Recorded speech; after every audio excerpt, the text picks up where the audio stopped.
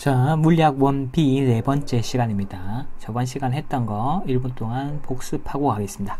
자, 우리 저번 시간에 배웠던 것 중에 제일 중요한 게 스펙트럼입니다. 스펙트럼은 선생님 뭐라고 했죠? 빛의 띠라고 했죠. 근데 이 빛의 띠가 색깔 형태로도 나타날 수 있고 아니면 검은색으로도 나타날 수 있습니다. 그에 따라서 명칭이 다른데 세 가지 명칭을 꼭 기억해야 됩니다. 첫 번째, 연속 스펙트럼, 두 번째 방출선 스펙트럼, 세 번째 흡수선 스펙트럼. 이렇게 총 세 가지 경우가 있습니다. 연속 스펙트럼 같은 경우는 우리가 흔히 봤던 초등학교, 중학교 때 실험을 했던 이렇게 태양빛이 있으면 이 태양빛이 오겠죠? 이렇게 왔을 때 우리가 프리즘 이렇게 삼각형으로 생긴 걸 딱 놨더니 어떻게 이렇게 빛의 띠가 나타났죠? 빨간색부터 빨주노초 파남 보에 어떤 색의 띠? 연속입니다. 자, 그래서 요 이름이 뭐라고 되어 있냐? 연속 스펙트럼이 되어 있죠. 연속된 빛의 띠다. 여기서 중요한 건 연속이라는 게 중요합니다. 그럼 연속이 있으면 뭐도 있겠어? 당연히 불연속도 있겠죠. 반대되는 경우가 있어야 되니까. 자, 불연속적인 빛의 띠를 뭐라고 하느냐? 선 스펙트럼이라고 하는데 이 선 스펙트럼은 경우가 두 가지가 있다. 어떤 거? 방출선 스펙트럼과 흡수선 스펙트럼. 당연히 그러면 이 두 개가 다르겠지. 또 반대겠지. 자, 그러면 방출선 스펙트럼은 어떤 건지 한번 볼게요. 방출선 스펙트럼은 여기 안에 아주 뜨거운, 그러니까 여기 고전압을 걸어가지고 플러스 마이너스에 고전압을 걸었다는 건 뭐야? 전기 에너지를 줬다는 거잖아. 에너지를 줬어요. 그러면 이 기체가 돌고 있는 그 전자가 어떻게 되겠니? 낮은 에너지 준위에서 높은 에너지 준위로 점프 전이를 할 거 아니에요. 순간이동을 할 거 아니에요. 맞죠? 그랬다가 식을 거 아니야. 식으면 높은 에너지 준위에서 낮은 에너지 준위로 나오면서 뭐가 나와요? 빛이 나오죠. 빛 에너지 형태로 우리가 방출한다고 했으니까 이렇게 방출을 해. 근데 이 방출을 했을 때 문제가 뭐냐면 이제 빛의 띠가 나타나는데 빨주노초 파남보가 나타나는 게 아니라, 아니 빨간색 줄 하나, 그 다음에 초록색 줄 하나, 이 사이에 둥 떠 있어. 이게 뭐냐고. 파란색 줄 하나, 그리고 보라색 줄 하나, 특히 수소기체 같은 경우는 이렇습니다. 이렇게 나오는 거야. 이해를 할 수가 없잖아. 맞지? 그걸 누가 설명을 했다? 보가 수소 모형으로 설명을 했다. 그래서 이 방출선 스펙트럼 꼭 기억해 두세요. 흡수선 스펙트럼 같은 경우는 반대입니다. 어떤 거냐면 이렇게 차가운 기체를 놔둬. 여기는 뜨거운 기체였지, 맞지? 아니야, 여긴 차가운 기체야. 그리고 여기에 태양을 놔둬. 그럼 태양빛이 이렇게 올 거 아니야. 그러면 태양빛이 올 때는 빨주노초 파남보의 연속 스펙트럼이었단 말이야. 맞지? 그런데 차가운 기체 딱 닿았어.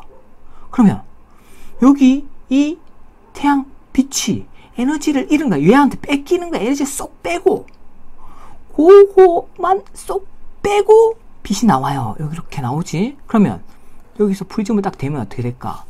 이 차가운 기체가 흡수한 색깔만 빼고 다 나오겠지. 맞지?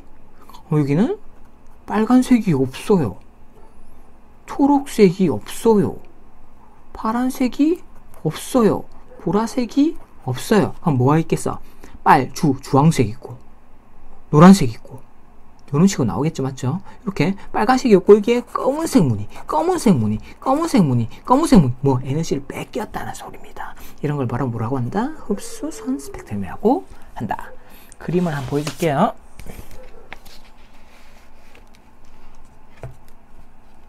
자, 여기 나오죠? 이쪽 부분에. 위쪽은 방출선 스펙트럼입니다. 방출선 스펙트럼은 뭐 색깔의 띠가 불연속적으로 나오죠. 맞죠? 그리고 옆에 흡수선 스펙트럼 어떻게 됐어? 에너지를 쏙쏙 빼먹으니까 그 쏙쏙 빼먹은 점만 검은색으로 이렇게 띠가 나타나죠. 이걸 흡수선 스펙트럼. 여기 선이라고 안 적은 애들 있던데 꼭 이렇게 가로에가 선이라고 적으세요. 이렇게 선. 자, 그러면 본격적으로 이번 시간에 할 내용을 해보겠습니다. 자, 우리가 저번 시간에는 어떤 걸 배웠냐면 보호의 수소 모형 배웠죠. 맞죠? 이 보호의 수소 모형과 이번 시간에 배울 에너지띠, 보호의 수소 모형과 이번 시간에 배울 게 바로 뭐냐면 에너지띠입니다.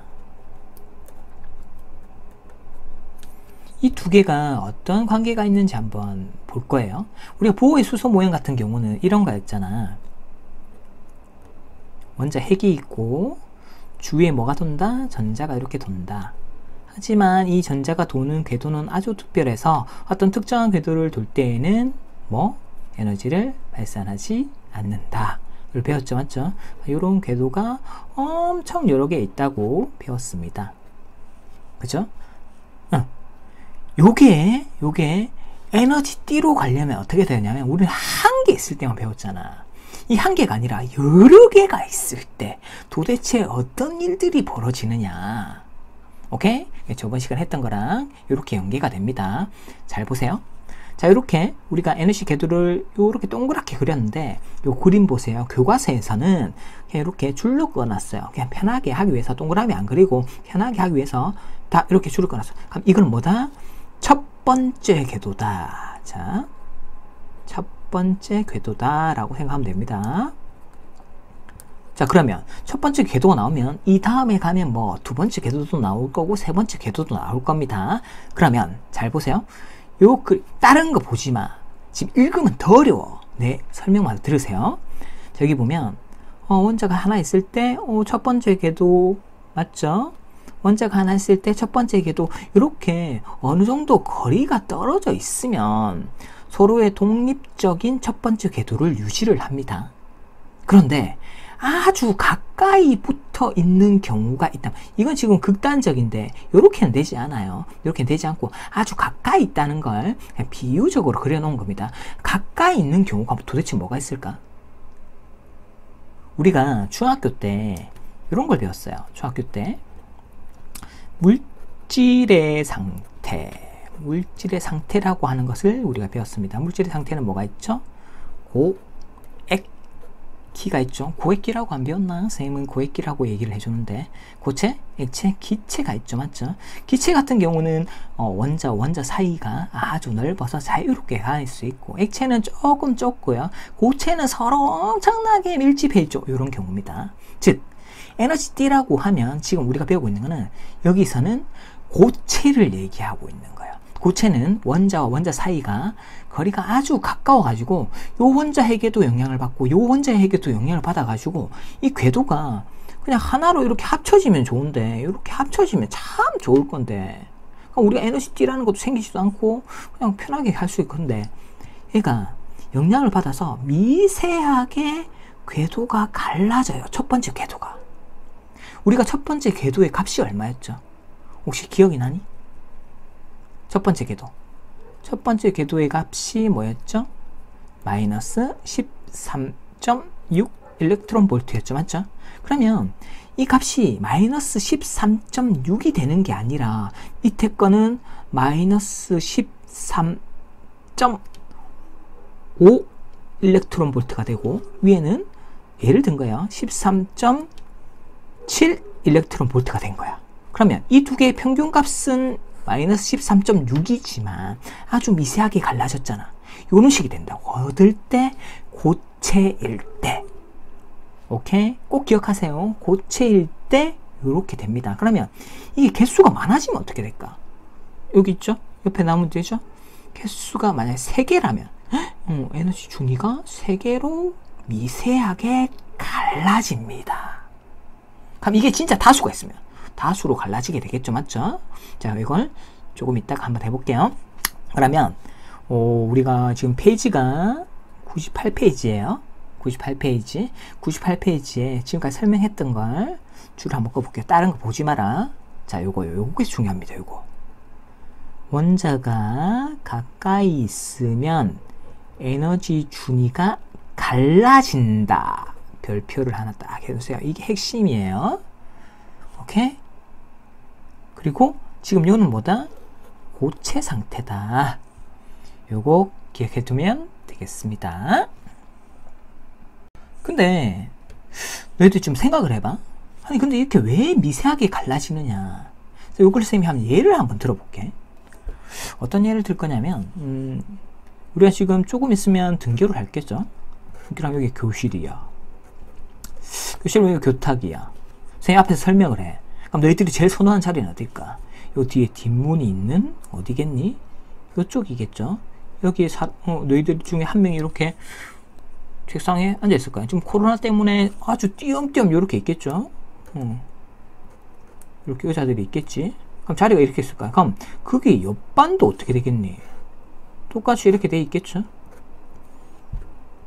자리가 이렇게 있겠지. 그럼 여기 자리마다 사람들이 이렇게 다 있겠지. 너희들이 다 있을 거 아니야. 여기 뒷문이고. 그러면 생각을 해봐라. 지금 이 두 개의 교실이 겹쳐졌다고 생각해봐. 뒷자리가 제일 좋은데 왜? 아니 띵 하면 매점 갈 때도 제일 좋고 쌤 눈 피해 있을 때도 제일 좋고. 그럼 여기 자리 다툼이 엄청 치열하겠지, 맞지? 그런데 이 두 개가 아주 가까워져 가지고 겹쳐졌다고 생각해봐. 교실 두 개가. 그러면 여기 있는 자리와 여기 있는 자리가 겹쳐질 거 아니야. 그러면 이 두 사람이 같은 자리에 동시에 앉을 수 있나? 아니 얘 앉은 위에 여기 책상을 위에 올려놓고 그 위에 앉을까? 아니 얘 무릎 위에 걸터 앉을까? 남자끼리 그러고 싶나? 싫잖아. 그러니까 이 두 개가 가까이 와서 겹쳐졌을 때 어떻게 돼? 서로 조금씩 밀어내는 거야. 타협을 해가지고 옆자리에 싹 앉게 되는 거지. 이렇게. 그게 바로 이 경우입니다. 아주 가까워. 아니 이렇게 멀리 떨어져 있을 때는 그냥 똑똑 그래 같은 자리에 있었는데 우리 가까이 있으니까 어떤 경우가 생기는 거야. 아이씨 니랑 같이 앉아있기 싫어. 조금씩 갈라집니다. 얘를 뭐라고 하느냐. 얘를 여러분들이 조금 더 배우면 있겠지만 파울리의 베타 원리라고 합니다. 파울리라는 사람이 당연히 발견했겠죠. 그래서 자기 이름 붙여놓은 거야. 베타가 뭐야? 베타. 배쳐간다고. 아 너 싫어. 좀 옆으로 가. 베타. 오케이. 자 바로 옆 페이지 99페이지로 넘어오겠습니다. 이 99페이지에서는 줄을 끌 게 좀 있는데 줄을 긋기 전에 방금 설명했던 걸 가지고 다시 요 그림을 설명을 하면 줄은 그냥 그 안에 있는 내용을 선생님 설명한 거에 다 들어있어요. 그러니까 절대 먼저 글을 읽지 마세요.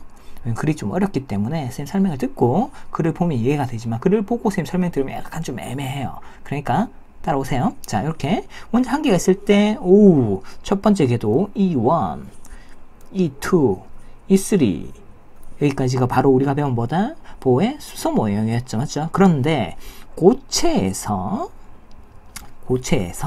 이렇게 원자의 사이가 가까워질 때 어떻게 된다 그랬죠? 서로 배척한다 그랬잖아. 파울리의 베타 원리 때문에 이렇게 에너지 값이 미세하게 갈라집니다. 첫 번째 에너지 값에서 값이 미세하게 갈라져요. 하지만 이 두 개의 평균을 내면 이 원 값이 나오는 거예요. 오케이? 값 3개일 때는 3개로 나눠지겠죠, 맞죠? 물론 세 번째 궤도, 두 번째 궤도도 이렇게 나눠질 거예요. 세 번째 궤도도 이렇게 나눠질 거예요. 그럼 이게 아주 많아진, 즉 고체의 경우는 어떨까? 엄청 많아요. 엄청 많다. 근데 이 많은 거는 선생님 조금 이따 설명을 해줄 거예요. 예를 들어 설명해 줄 건데 진짜 여러분이 상상할 수 없을 만큼 우주의 별만큼 많습니다. 그래서 미시세계와 거시세계는 우주를 얘기해요. 미시세계는 원자 세계를 얘기해요. 그건 좀 비슷한 게 있어요. 상상도 못할 만큼 많은 수가 있다는 거 엄청 비슷해요. 좀 이따 설명을 해줄게. 보자. 그러면 이렇게 되면 어떻게 했어? 미세하게 갈라진 게 엄청 많겠지. 이렇게 엄청 많겠지. 그래 엄청 많을 거예요. 두 번째 궤도에도 엄청 많을 거예요. 여기 다 못 긋겠다. 다 긋다고 생각하자. 그런데 여기서 그렇지만 요 사이의 간격들이 나오죠. 맞죠? 이 사이 간격. 오케이? 사이 간격이 나오는데 여기서는 뭐라고 하냐면 즉 고체에서는 뭐라고 하냐? 왜? 엄청나게 많으니까 원자가. 그럼 요 에너지 이렇게 많이 모여 있는 게 꼭 뭐처럼 생겼다? 띠처럼 생겼다. 엄청나게 많아지면 이렇게 될 거 아니야. 맞지? 얘들이 엄청나게 많아지면 결국에는 연속적으로 이렇게 이어진 것처럼 보일 거 아니야. 이렇게 된 걸 거 아니야. 이렇게 보일 거 아니야. 그 얘를 나타내는 게 바로 뭐다? 옆에 그리세요. 이렇게. 요거야. 그럼 얘가 꼭 뭐처럼 생겼니? 띠처럼 생겼잖아. 우리 앞에서 세 개 띠를 뭐라고 했어요? 스펙트럼이라고 했죠. 요 에너지 띠를 뭐라고 할까? 그냥 에너지 띠라고 하는 거예요. 얘를 뭐라고 한다? 에너지 띠. 얘도 뭐다? 에너지 띠. 얘도 뭐다? 에너지 띠. 그러면 요 사이에 간격 있죠? 이 에너지 띠와 이 에너지 띠 사이 간격, 얘를 뭐라고 하냐? 띠 간격이라고 합니다. 혹은 띠 틈이라고도 해요. 예전에는 우리가 띠 틈이라고도 했습니다. 두 개 중에 아무거나 써도 상관없어요. 선생님 띠 간격이라고 할게. 이렇게 나와 있으니까 띠 간격. 오케이. 이제 뭘 뜻하는지 알겠죠? 띠 간격, 에너지 띠, 용어는 정확하게 지금 됐죠? 맞죠? 자, 그러면 우리가 아까 전에 얘기했던 것처럼 아주 많다고 했잖아요. 이 원자가 얼마만큼 많냐면 보통 우리가 아보가드로의 수라고 해서 아보가드로라는 사람이 정의해 놓은 게 있어요. 어떻게 돼 있냐면 요거는 참고서 한번 알아두세요. 여기 교과서의 오른쪽에 보면 아보가드로 수 있죠. 아보가드로라는 사람이 발견한 거예요. 자기가 증명을 했어요. 탄소라고 하고 있는 물질 12g 안에 들어있는 원자의 개수를 세어봤더니 셀 수는 없어요. 계산을 한 거예요. 계산하면 값이 6.22 곱하기 앞에 거 이거 신경 쓰지 마. 뭘 보라면 뒤에 공이 몇 개 달렸다? 23개 달렸다. 아이고, 이게 얼마냐? 조 넘어서 경까지 가는데 경도 넘어갈 것 같은데? 공이 23개 있으면 요 이해하기 힘드니까 쌤 예를 들어줄게요. 이 아보가드로 수가 탄소 12g이면 아니 우리 고기를 먹어도 우리 1인분에 보통 한 200g 정도 되거든요. 아니 그럼 이건 뭐 고기 1인분도 안 되는 거잖아. 맞잖아. 12g이면 엄청 작은 값이야 우리 눈으로 보면. 하지만 여기 안에 들어있는 원자의 개수로 보면 장난이 아니야. 얼마만큼이냐면 여러분들 혹시 뭐 해운대나 아주 유명한 해수욕장을 가봤을 거예요. 그죠? 가면 좋지. 여름에 가면 보기도 좋고 시원하고 모래 누우면 따뜻하고 거기에서 모래알을 손으로 이렇게 싹 집어봐. 어때? 그 모래알을 이렇게 손으로 싹 집어가지고 그 모래알을 한번 세어보세요. 손 안에 있는 거 다 세어보세요. 그 세는데 시간 얼마 걸릴 것 같니?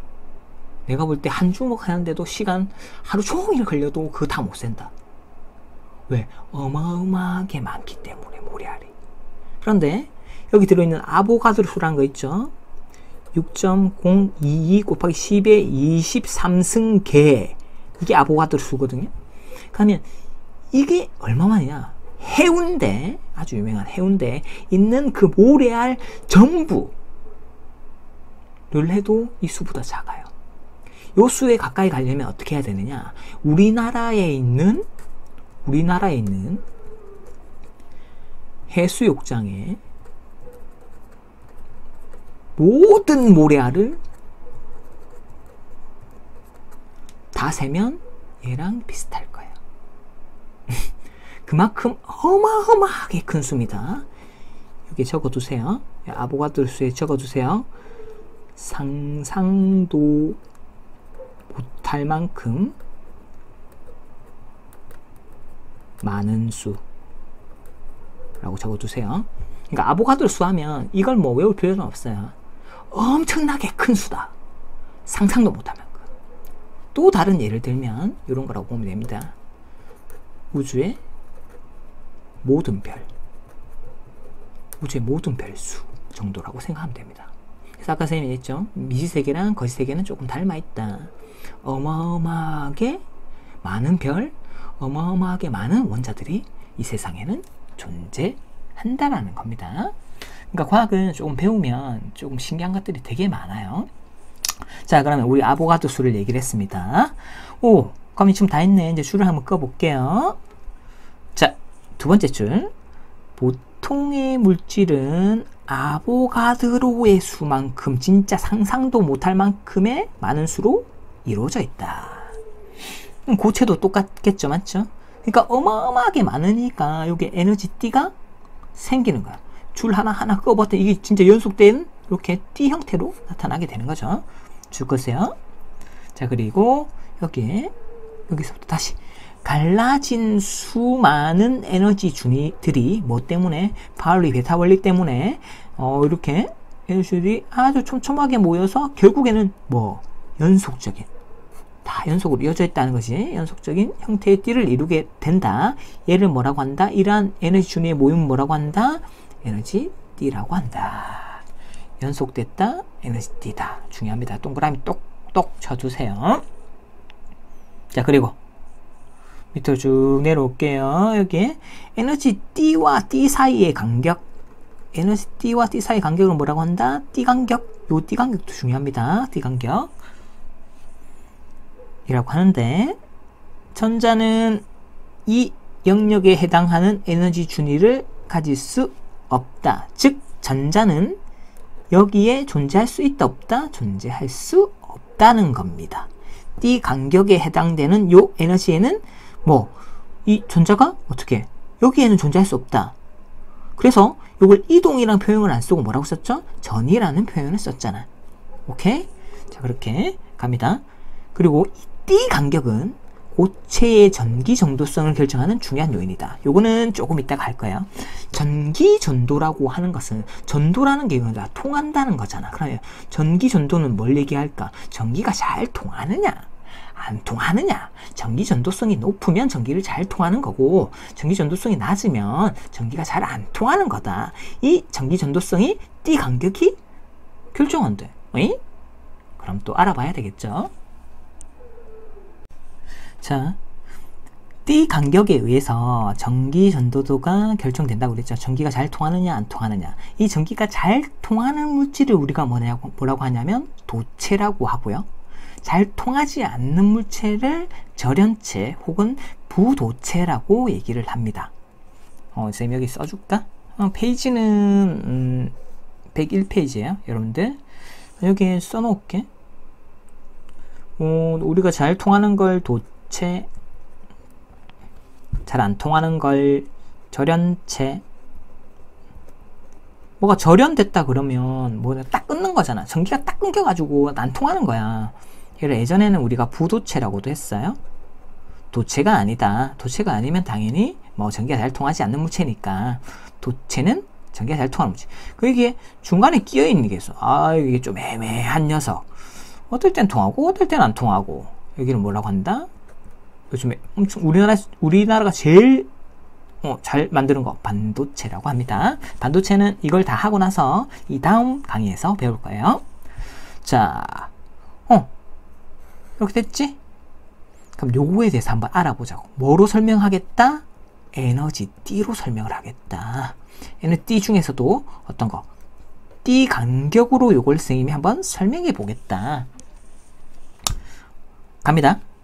그림을 먼저 보세요. 글 먼저 보는 게 아니라, 자, 보면 우리가 아까 전에 여기 얘기했던 에너지 T가 있습니다. 우리 아까 전에 얘도 에너지 T라고 했고요. 얘도 뭐라고 했죠? 에너지 T라고 했죠. 근데 이 에너지 T를 이름을 붙일 거예요. 어떻게 이름을 붙이냐? 얘는 지금 절연체입니다. 절연체에서 T 간격은 우리가 했어요.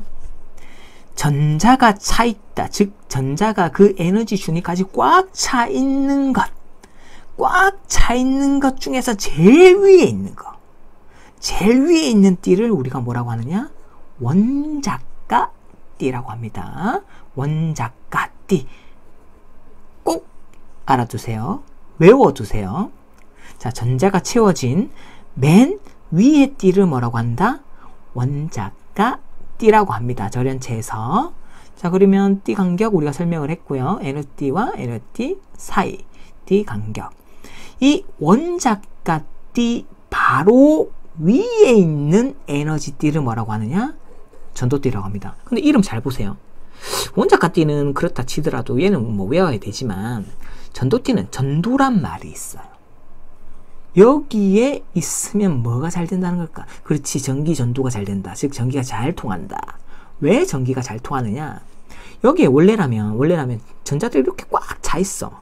얘도 내가 너희 교실에 있는데 한쪽 편으로 싹 애들을 모아라. 20명 30명을 답답해 죽지. 마음대로 움직이지도 못할 거 끼어가지고. 그러니까 여기 전자가 잘 움직이지를 못해. 전자의 흐름이 바로 뭐야? 전류고, 이 전류가, 전류 아직 안 배웠구나. 우리 중학교 때 했던 걸 그 생각을 하면서, 전자의 흐름이 바로 전류고, 이 전류가 바로 전기가 흐른다라는 거거든. 그렇지?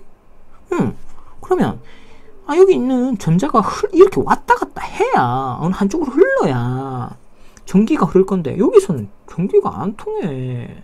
그러니까, 여기서 에너지를 받아가지고, 요 띠 간격을 뛰어넘어서 전자가 전위에서 이 전도띠로 전자가 뿅! 이렇게 가면 어떤 일이 생기느냐.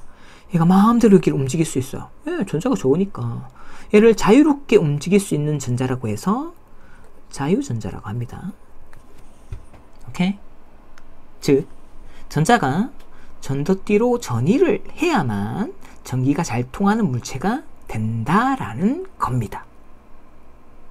알겠어요? 이거 가지고 도체, 부도체, 반도체를 나뉘는 거예요. 근데 아직까지는 감이 잘 안 오죠? 맞죠? 그러면 그 하기 전에, 이제 요거 설명할 거야. 하기 전에 요걸 또, 이런 개념을 또 생각을 해야 돼요. 여기서 꽉 차 있는 곳에서 전자가 이렇게 뿅 점프를 했어. 순간이동해야 전위에 갔어. 그럼 여기 빈자리가 생기잖아. 아니, 빈자리가 보면 다 옆에는 다 전자야. 다 마이너스야. 다 마이너스잖아. 그럼 상대적으로 얘는 마이너스보다 중성이니까 어떻게 되겠니? 플러스를 띠게 되겠죠. 상대적입니다.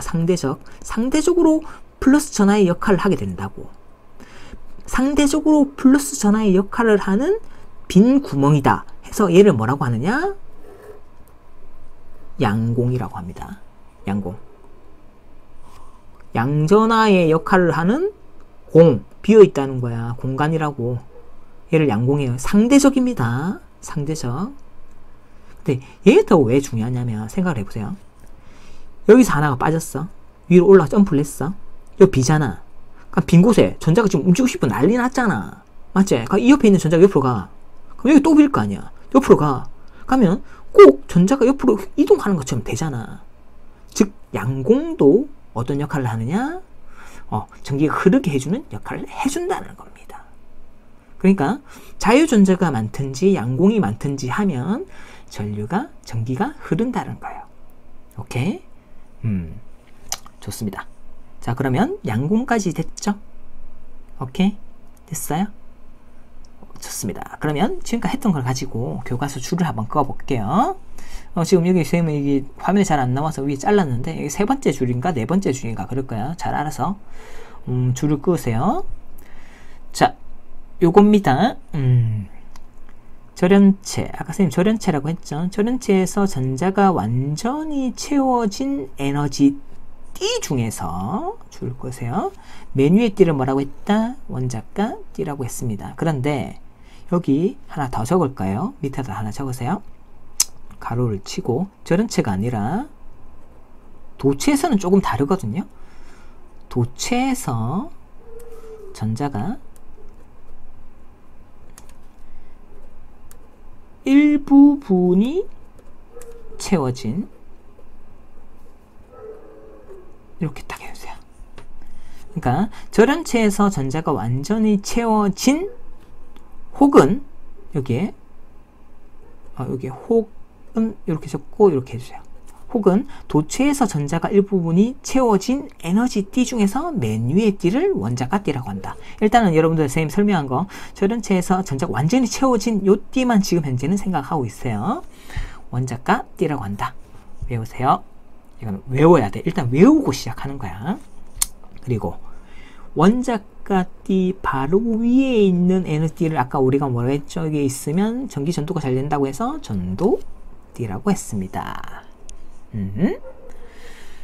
자, 그 밑으로 쭉 내려가서요. 여기 전자가 빠져나간 에너지에는 전자의 빈자리가 생긴다. 이 부분은 플러스 전하를 가진 입자처럼 행동하며 전류가 흐르도록 하는 역할을 하는데 이를 뭐라고 한다? 양공이라고 한다. 이해가 가죠? 오케이. 자, 그러면 요거 가지고 지금까지 했던 걸 가지고 지금 제일 중요한 거 할 거야. 절연체, 반도체, 도체에서 전기가 흐르는지 잘 안 흐르는지를 볼 겁니다. 이 부분이 진짜 중요해요. 자, 설명해 볼게요. 자, 보면 여기 교과서에는 절연체와 반도체의 그림은 있습니다. 꼭 옆에다가 도체라고 해서 이렇게 하나 그려주세요. 이 삼각형의 요 크기는 얘랑 비슷하게 절연체와 비슷하게 그리고요. 띠 간격도 뭐 절연체와 비슷하게 이렇게 해주세요. 그랬어요? 설명을 할게요. 그러면 우리가 원자가 띠가 뭐였어? 절연체에서 원자가 띠는 뭐가 가득 차 있어야 돼? 원자가 띠는 그래, 전자가 가득 차 있는 거야. 전자가 이렇게 가득 차 있는 거야. 내가 다 그린다 이거는. 너희들도 다 그려야 돼. 가득 차 있어 이렇게 전자가. 꼼짝 따상 못해. 이렇게 전자가 가득 차 있는 맨 위에 띠를 뭐라고 했죠? 얘가 원자가 띠라고 했잖아. 이름 붙인 거지, 맞지? 오케이? 응. 그러니까 얘가 위로 올라가면 전도띠로 올라가면 자유전자가 되고. 그런데 절연체는 이 띠 간격이 뭐에 비해서 상대적으로 반도체와 도체에 비해서 엄청나게 큽니다. 선생님, 반도체는 이해가 가요. 요만큼이니까. 근데 선생님, 얘는 이만큼이잖아요. 그게 말이 돼요? 맞지? 이상하지? 그래서 아까 선생님이 여기 적었잖아. 혹은 도체에서는 전자가 일부분이 채워졌다는 건 이렇게 요만큼만 채워진 거야.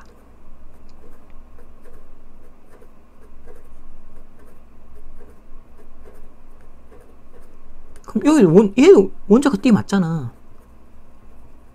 왜? 우리가 정의해서 여기에서 절연체에서는 완전히 다 채워지고 도체에서는 뭐 일부분 채워줘도 된다 그랬지, 맞지? 그럼 얘가 원자가 띠야. 그럼 이 원자가 띠 위에 있는 걸 뭐라고 그래? 전도띠야. 똑같아. 그런데 얘가 지금 띠 간격이긴 한데 잘 봐라. 지금 얘 보면 여기 빈 공간이 남아있잖아. 왜 굳이 여기까지 갈 거냐? 이렇게 뚝 가면 되지. 아니, 미세하지만 에너지 차이가 있으니까 여기 뚝 가면 되지. 조금만 에너지만 주면 똥 올라갈 수 있어. 여기서 자유전자가 되는데. 맞잖아. 그러면 얘는 지금 띠 간격이 있다 없다? 띠 간격이 없다. 아이고, 띠 간격이 없으면 당연히 엄청나게 전기가 잘 통하겠지. 맞죠? 그래서 얘를 도체라고 하는 겁니다. 원자가띠가 일부분이 채워져 있기 때문에 원자가띠의 이 남아있는 부분이 전도띠의 역할을 해서 조금만 에너지를 받아도 똥 올라가가지고 여기 자유전자가 되는 거야. 막 지맘대로 돌아다니는 거지. 그럼 전류가 흐르는 거니까, 전기가 흐르는 거니까. 오케이? 그림을 요 세 가지를 딱 그려놓고 그렇게 이해를 해야 됩니다. 도체는 일부분이 채워져 있다. 절연체는 띠 간격이 엄청나게 넓다. 뭐에 비해서? 반도체와 도체에 비해서. 됐나요? 그럼 여기 반도체는 이렇게 해놓을게요. 반도체도 이렇게 다 그릴 거야. 다 그린다. 아이고, 이거 뭐한 짓이고 이게.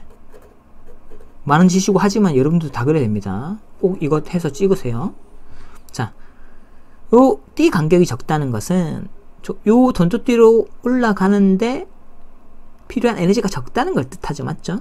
그러니까 이 띠 간격이 뭘 뜻하는 거야? 이 띠 간격이 넓으냐 좁으냐에 따라서 전기 전도도가 결정이 되는 거지. 그에 따라서 절연체, 반도체, 도체가 되는 겁니다. 이렇게 설명할 수 있어요. 이제 조금 알겠죠? 네. 다음으로 넘어가겠습니다. 자, 페이지 101쪽 밑에 쪽에 보면 이런 게 있죠? 뭐 상운일 때 이렇게 돼 있는데 요거 줄 거세요. 띠 간격이 좁을수록 주변의 열이라고 하면 어렵게 생각할 필요 없어요. 그냥 에너지야, 에너지. 막 빛, 열 이렇게 하는데 결국에는 에너지예요. 에너지라고 얘기를 하면 더 쉬워요. 에너지에 의해서 생성되는 양공. 왜 양공이 생성돼? 에너지를 주면 당연히 위쪽으로 전도띠로 전자가 점프를 하니까 양공이 생기겠죠. 그럼 전자는 위쪽으로 올라가니까 얘는 이 전자가 뭐가 되겠어? 자유전자가 되겠죠. 그럼 자유전자와 양공은 뭐 얘들이 움직이는 것처럼 나타나니까 움직이면 뭐가 되겠어? 전기가 흐르는 거니까 뭐 많아지면 많아질수록 전기 전도도 좋아진다. 즉 많아지면 양공과 자유전자가 많아지면 전기 전도도도 올라간다. 줄을 거 주면 되겠습니다. 자, 페이지 103페이지 점프할 거예요. 점프해서 중간에 있는 거는 볼 필요 없습니다.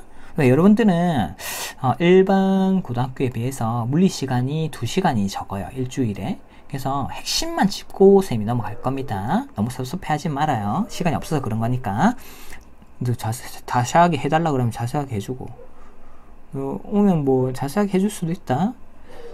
자, 농담이고. 자, 여기 보면 여러가지 물질의 전기 전도도 해서 수정, 다이아몬드, 아이고 비싼 거네. 유리, 규소, 저마늄, 구리, 철금, 어이구 비싼 거네. 잘 보세요. 다이아몬드나 수정이나 유리 같은 경우는 절연체에 속합니다. 절연체는 뭐 전기가 잘 안 통한다는 거죠. 맞죠? 그리고 규소, 저마늄은 여기 나온 이유가 있어요. 나중에 반도체에 나올 거예요. 이게는 반도체, 규소하고 저마늄은 반도체 원료다. 많이 쓰이겠네. 도체는 구리, 철, 구리는 뭐 우리가 많이 보잖아. 전선에 많이 들어있으니까 철이나 금 같은 경우도 전기가 잘 통하죠. 맞죠? 즉 이쪽으로 갈수록 뭐다?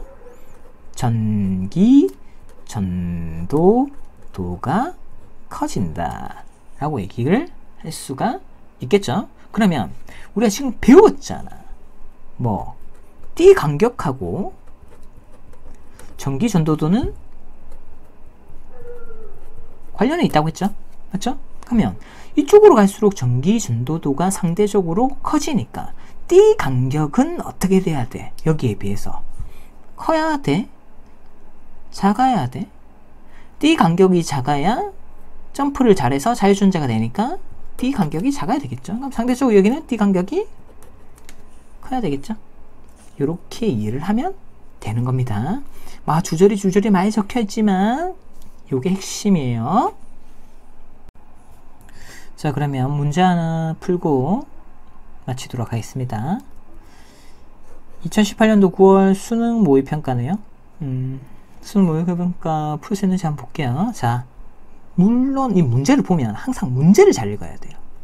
자, 고체라고 했네요. 전도띠 원자가 고체 에너지띠네. 에너지띠 구조를 나타낸 것이다. 그런데 A와 B가 있어요. 그러면 A와 B는 당연히 도체 아니면 부도체 아니면 부도체란다. 절연체. 반도체겠지 뭐. 세 가지 중에 하나 있겠지. 그치? 근데 여기 딱 정있네. A와 B는 도체와 절연체 중에 답을 거의 줘버렸네. 색칠한 부분은 에너지와 전자가 차 있는 것을 얘기한대. 그럼 여기 이렇게 색칠되어 있는 부분은 전자가 차 있는 걸 얘기한대. 그러면 일부분이 차 있는 것은 우리가 뭐라고 했죠? 도체라고 했죠? 바로 찾을 수 있지. 그리고 여기 절연체에서 원자과 띠를 우리가 뭐라 해서 전자가 다 차 있는 걸 원자과 띠라고 했지. 그리고 띠 틈 간격이 엄청나게 넓은 거, 큰 거, 얘는 뭘까? 절연체겠네. 혹은 부도체. 그러면 옳은 것을 모두 고르라고 했죠. 오케이. 그러면 기억 A는 절연체이다. A는 절연체. 맞네. 니은 A에서 원자과 띠의 전자가 전도띠로 전이를 하려면, 즉 이렇게 가려면 띠틈 이상, 띠틈 이하, 즉 뭐 한 여기까지 에너지를 밖에 줄 수 없으면 얘는 못 가지만 얘 이상을 주면 당연히 어떻게 되겠니? 전이를 할 수 있겠죠. 그래서 그럼 니은 맞겠네요. 디귿 B에서 상온이라고 하면 우리가 지금 지내고 있는 정도의 온도라고 생각을 하면 됩니다. 한 20도 정도. 자, 그러면 원자 사이를 자유롭게 이동할 수. B는 왜? B는 도체잖아. 맞지? 상온이라고 하면 어느 정도 온도가 있는 거니까 열이 공급이 된다는 거겠죠? 그러면 열이 조금만 공급이 돼도 얘는 뭐 여기 있는 전자가 이쪽으로 돼서 얘가 뭐가 되겠니? 자유전자가 되겠죠. 맞죠? 여기서 자유롭게 움직일 수 있는 자유전자가 되는 거니까 이렇게 자유롭게 이동할 수 있는 전자를 우리가 뭐라고 한다? 자유전자라고 하니까 얘도 맞겠네요. 답은 5번. 자, 지금까지 여러분들 온라인으로 아주 열심히 강의를 들어줘서 고맙습니다. 이제 다음 주부터는 선생님과 얼굴을 마주 보면서 수업할 수 있도록 하겠습니다. 수고 많았어요.